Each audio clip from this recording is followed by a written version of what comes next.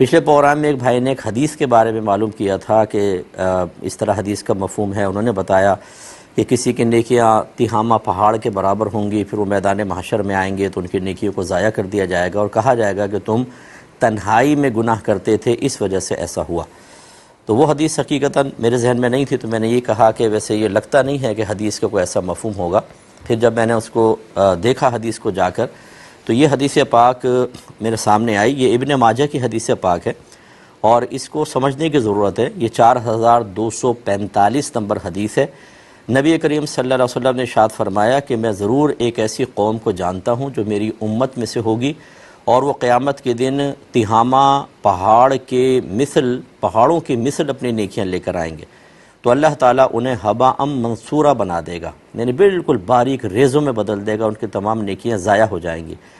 تو حضرت ثوبان اس کے راوی ہیں، وہ کہتے ہیں انہوں نے کہا کہ اے اللہ کے رسول صفہم لنا، ان لوگوں کا وصف ہمیں بیان کریں، وہ کیسے لوگ ہوں گے. تو نبی کریم صلی اللہ علیہ وسلم نے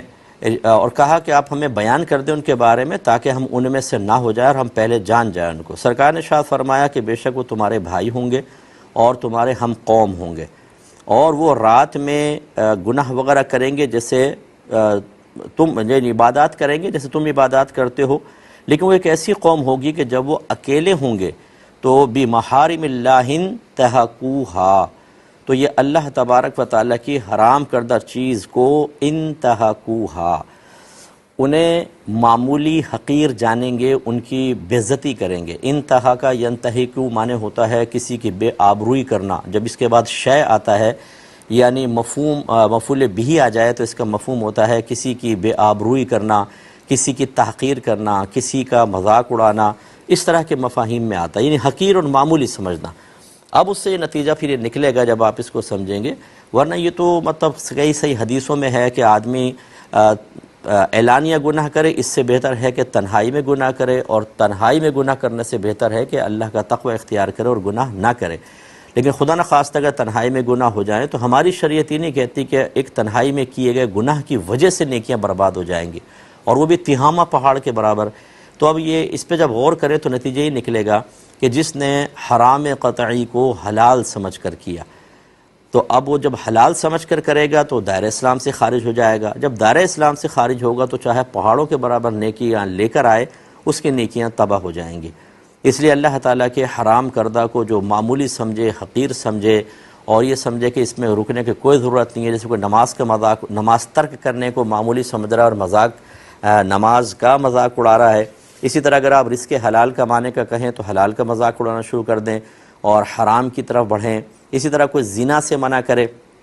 اور گندے کاموں سے منع کرے تو وہ اس کو بالکل حقیر اور معمولی سمجھے. جیسے کہ ہمارے فقہا نے فرمایا کہ حالت حیض میں زوجہ سے جسمانی تعلق کرنا حرام ہوتا ہے، تعلق قائم کرنا نص قطعی سے منع ہے.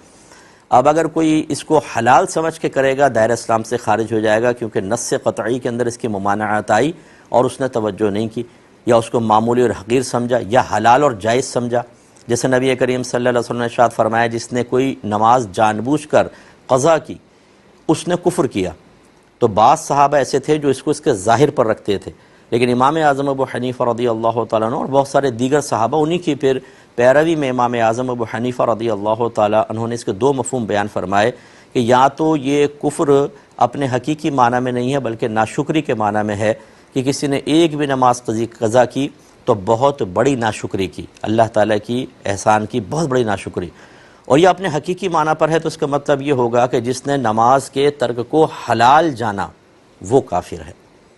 جیسے 3 جمعوں کے بارے میں جس نے 3 جمعے جان بوجھ کر ترک کر دیے اس نے کفر کیا، وہ یہی مسئلہ ہے کہ حلال سمجھ کے کیے، اس پر محمول کریں تو بالکل بیسٹ ہوگا. تو اب جو ہم نے اس کا جواب دیا تھا وہ تقریباً یہی تھا کہ یہ لگتا نہیں تھا جو حدیثوں کے اندر جو قرآن کی تعلیم کے ذریعے ہمیں ایک مقصود حاصل ہوا، مفاہیم حاصل ہوئے، اس کی روشنی میں اگر کوئی چھپ کر گناہ کرتا ہے لیکن حلال سمجھ کر نہیں کرتا، حرام سمجھ کے کرتا ہے تو اللہ تعالیٰ درگزر فرمائے گا، نیکیاں ضائع نہیں ہوں گی. ہاں بعض ایسے ہوتے ہیں گناہ کہ ہم مثلا کسی کی غیبت کر رہے ہیں، ہم نے کسی کی چغلی کی ہے، ان میں ہو سکتا ہے کہ ہماری نیکیاں نکال کر اس کے نام اعمال میں ڈال دی جائیں، جیسے غیبت کے بارے میں معروف ہے. لیکن یہ تو مطلقاً گناہوں کے بارے میں تھا، محارم اللہ جو بھی اللہ کی حرام کردہ اگر حلال سمجھ کے کریں گے اور حرام قطعی ہو تو پھر وہ کافر ہو جائے گا اور پھر یقیناً اس کے اعمال تباہ و برباد ہوں گے۔